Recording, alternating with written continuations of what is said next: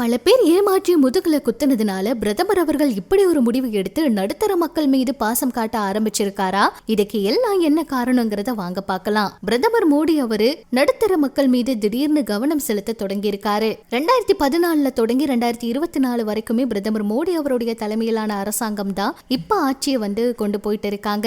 24 மறுபடியும் பாஜக ஆட்சியை பிடிச்சாலுமே 10 ஆண்டுகள்ல கிடைச்ச தனி பெரும்பான்மை இந்த முறை இழந்துட்டாங்கன்னு சொல்லலாம். 12.75 லட்சம் வரைக்கும் ஆண்டு வருமானம் கொண்டவங்க வருமான வரி செலுத்த வேண்டியதில்லை அப்படின்னு பட்ஜெட்ல அதிரடியான சலுகை அறிவிச்சாங்க.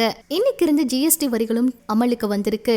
இந்த நடவடிக்கையால பொதுமக்கள் கிட்ட பணப்புழகம் அதிகரிச்சு வாங்குற திறன் மேம்படும்னு மத்திய அரசு நம்பிக்கை தெரிவிச்சிருக்காங்க. வழக்கமா பெரு நிறுவனங்களுக்கு பிரதமர் அவரு இந்த மாதிரி ஒரு சலுகையெல்லாம் கொடுப்பாரு.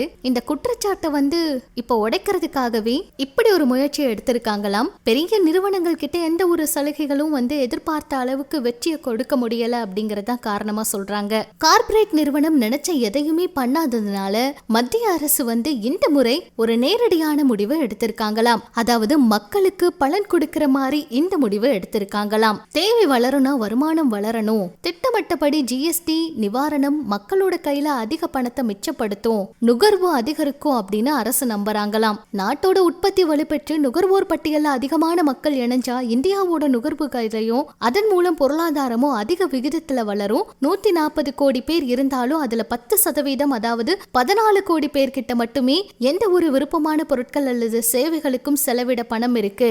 இந்த வருஷத்தோட தொடக்கத்துல வெளியான அறிக்கையில இதை தெரிவிச்சிருந்தாங்க.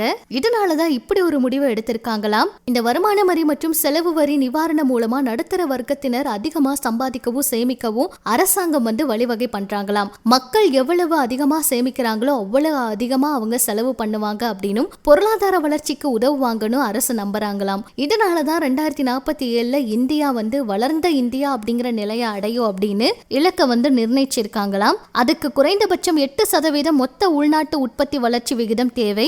இதுக்குதான் பெரிய நிறுவனங்கள் மீதான அவரது நம்பிக்கை பலனளிக்காத சூழல்ல நாட்டின் வளர்ந்து வரும் நடுத்தர வர்க்கத்தின் மீது தன்னோட கவனத்தை செலுத்த ஆரம்பிச்சிருக்காராம்.